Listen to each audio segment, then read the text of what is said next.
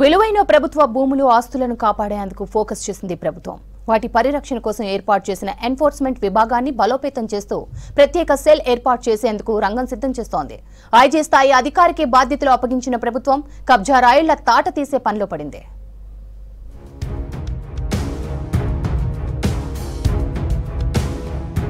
Greater చుట్టుపక్కల ప్రభుత్వానికి చెందిన ఖరీదైన భూములు, విలువైన ఆస్తుల పరిరక్షణ, డిజాస్టర్ మేనేజ్మెంట్ పై ప్రభుత్వం ప్రత్యేక దృష్టి పెట్టింది.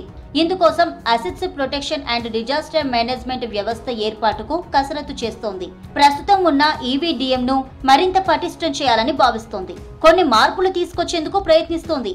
ఔటర్ రింగ్ రోడ్డు వరకు విస్తరించేలా కార్యాచరణను సిద్ధం చేస్తోంది. జీహెచ్ఎంసీ పరిధిలో పనిచేస్తున్న ఈవీడీఎం ను హెచ్ఎండిఏ వరకు విస్తరించాలని భావిస్తోంది ప్రభుత్వం. డిజాస్టర్ సమయంలో ఈ విభాగం గ్రేటర్లోని 150 డివిజన్ల వరకే సహాయ చర్యలు చేపడుతోంది.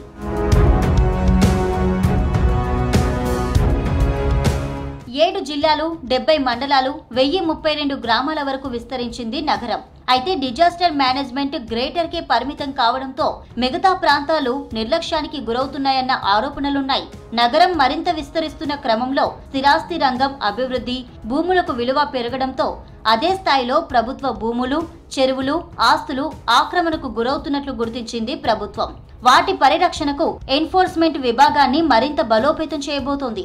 ఈవీడీఎం ను asset protection and disaster management APDM గా మార్చేందుకు యత్నిస్తోంది రాష్ట్ర ప్రభుత్వం.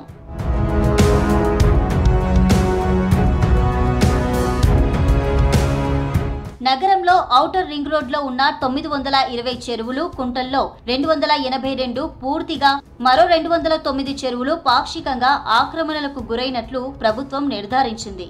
అనేక ప్రభుత్వ ఆస్తులు కబ్జా అయ్యాయి. ఈ పరిస్థితుల్లో ప్రభుత్వ భూములను కాపాడటం కోసం అసెట్ ప్రొటెక్షన్ ను ప్రభుత్వం ఏర్పాటు చేస్తోంది. రేవంత్ రెడ్డి నేరుగా ఈ విభాగాన్ని పర్యవేక్షిస్తున్నట్లు తెలుస్తోంది.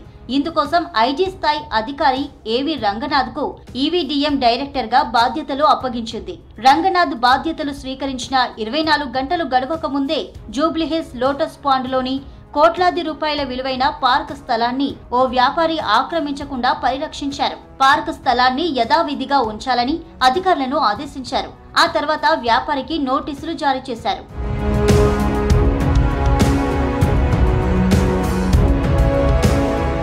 హెచ్ఎండిఏ పరిధి వరకు విస్తరించనున్న ఏపీడీఎం విభాగానికి మరో 2 ఎస్పీలు, డిప్యూటీ కలెక్టర్లు, తహసీల్దార్లు, నీటిపారుదల, జీహెచ్ఎంసీ ఇంజనీర్లను కొత్తగా నియమించే అవకాశం ఉంది. ప్రభుత్వ భూముల పరిరక్షణలో నిర్లక్ష్యం వ్యవహరించడంతో పాటు అవినీతి ఆరోపణలు ఎదుర్కొంటున్న అధికారులపై దృష్టి పెట్టింది ప్రభుత్వం. భూములు ఆక్రమించే వారిపై కఠిన చర్యలు తీసుకోనున్నట్లు తెలుస్తోంది. రంగనాథ్ ఆధ్వర్యంలో ఈ విభాగాన్ని సమర్థవంతంగా తీర్చిదిద్దేందుకు త్వరలో పూర్తిస్థాయి మార్గదర్శకాలను విడుదల చేయాలని ప్రభుత్వం ఆలోచిస్తోంది.